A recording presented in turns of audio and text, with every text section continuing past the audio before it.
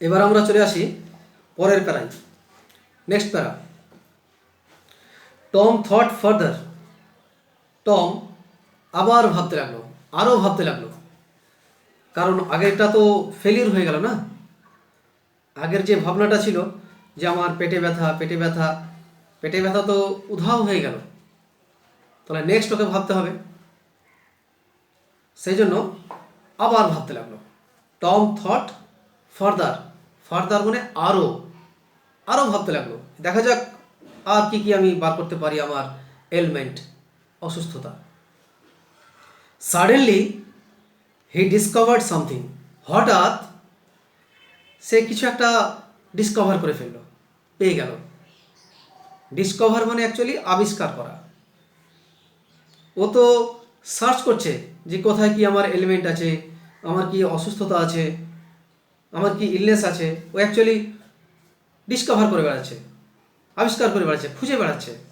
তো হঠাৎ করে সে ডিসকভার করে ফেললো। সেটা কি? What is that Discovery?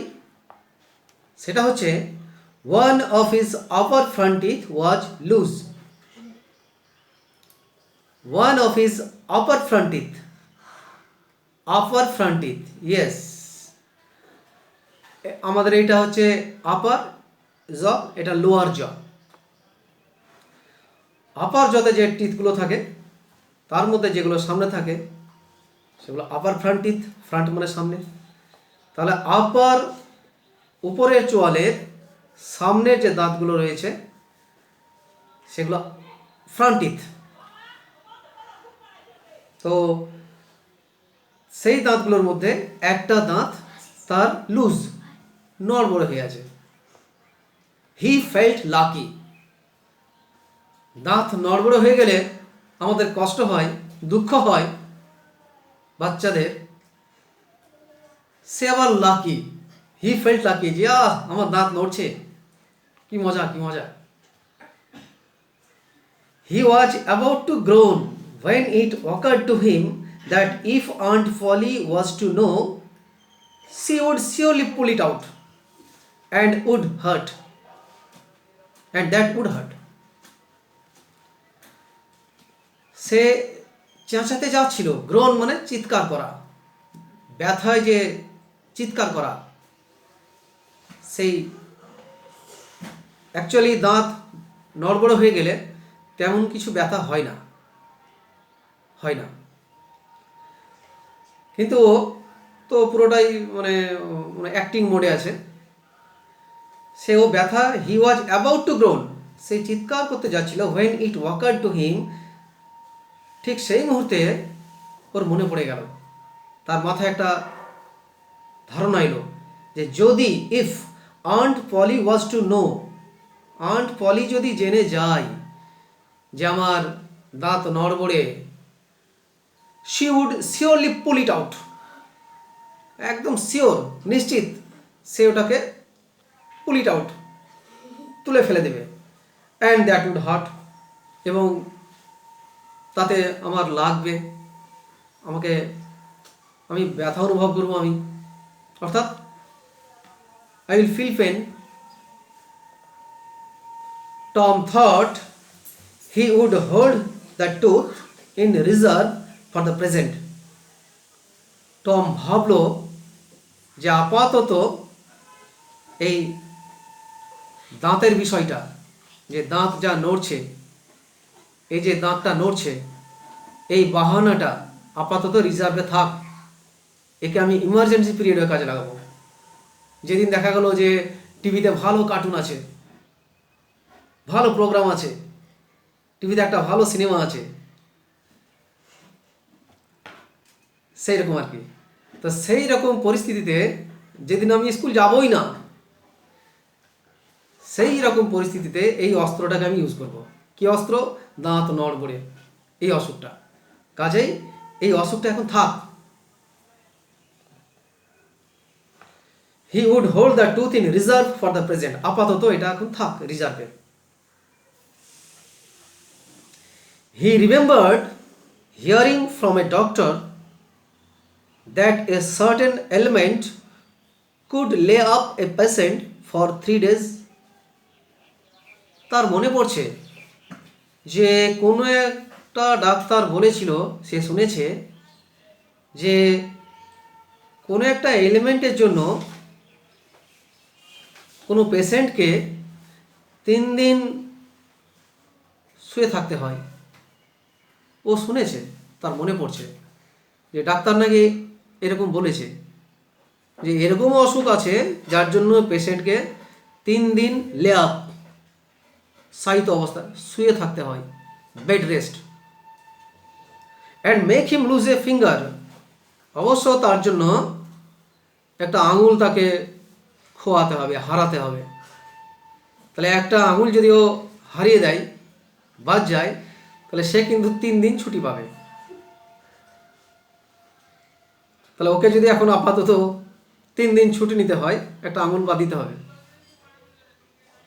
ও এরকম শুনেছে আর কি, যে কোনো একটা ডাক্তার বলেছে যে একটা পেশেন্টকে 3 দিন বেড রেস্টে থাকতে গেলে একটা আঙুল খোয়াতে হয়, হারাতে হবে।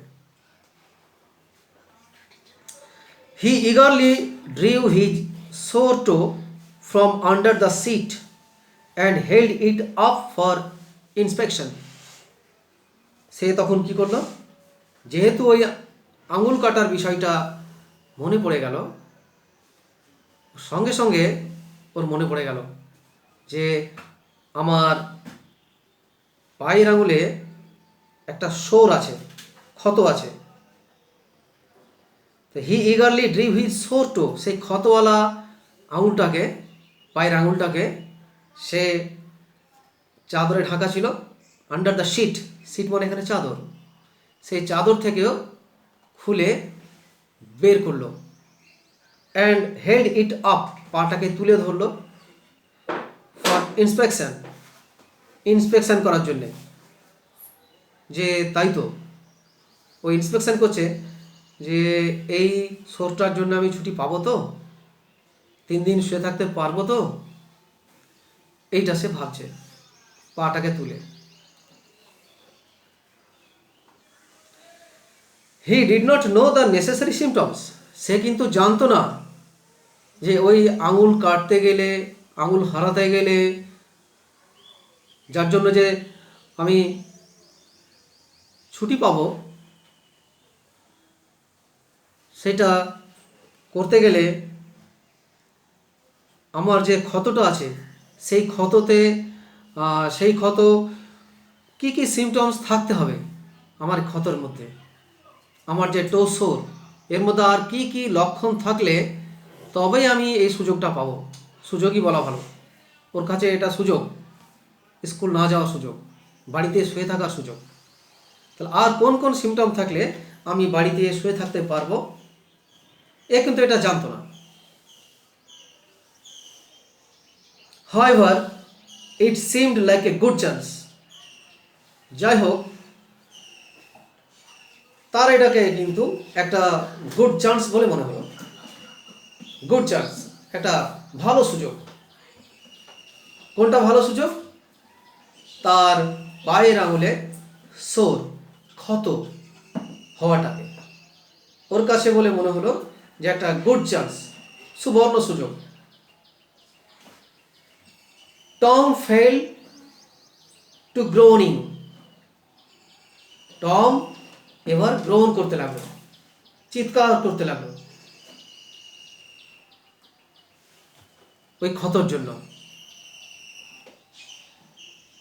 এই চিৎকার কিন্তু জাস্ট অ্যাক্টিং, এতটা ব্যথা হয় না যার জন্য ওকে চিৎকার করতে হবে, ও জাস্ট একটা অভিনয় করে যাচ্ছে। টম ফেল টু গ্রোনিং, চিৎকার করতে আরম্ভ করলো। But his brother Sid slept on, কিন্তু তার ভাই সিড স্লেপ্ট অন, ঘুমোতেই থাকলো। তাহলে এক ভাই মানে দাদা ছটফট করছে, সে অ্যাক্টিংই হোক, চিৎকার করছে, আর ইয়াঙ্গার ব্রাদার সিড, সিড কিন্তু ওর ইয়াঙ্গার ব্রাদার, সে কিন্তু তার ঘুম ভাঙেনি, সে ঘুমিয়েই যাচ্ছে। যে আমার দাদা যা হবে হোক, ও কিন্তু ঘুম ভাঙেনি, ঘুমিয়েই যাচ্ছে। আচ্ছা, এই সিডটাকে, সিড টমের ইয়াঙ্গার ব্রাদার। আমরা যদি মূল নভেলে দিকে যাই, মূল লেভেল মানে adventures of the adventures of Tom Sawyer, এই যে নভেলটা বলেছিলাম যেখান থেকে এটা নেওয়া,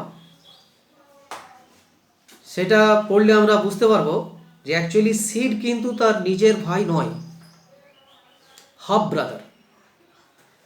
do you know half brother? Half brother সৎ ভাই। সিবলিংস, সিবলিংস যেমন নিজের ভাই, নিজের বোন, মানে কমন প্যারেন্টস থাকে, যাদের প্যারেন্টস কমন, তারা হচ্ছে সিবলিংস, একদম নিজের। কিন্তু হাফ ব্রাদার বা হাফ সিস্টার কাদের বলা হয়? যাদের প্যারেন্টসের মধ্যে যে কোনো একজন নিজের, অর্থাৎ একটা প্যারেন্ট, বাবা হোক মা হোক, কমন হবে, তারা হচ্ছে হাফ ব্রাদার, আমরা সৎ ভাই বলি। তাহলে আমাদের দুটো প্যারাগ্রাফ পড়া হয়ে গেল। আশা করি বুঝতে পেরেছো। যদি বুঝতে না পেরে থাকো, কোনো লাইন, কোনো ওয়ার্ড আমাকে জিজ্ঞাসা করো, জাস্ট এই ক্লিপিংয়ের পরে। ওকে।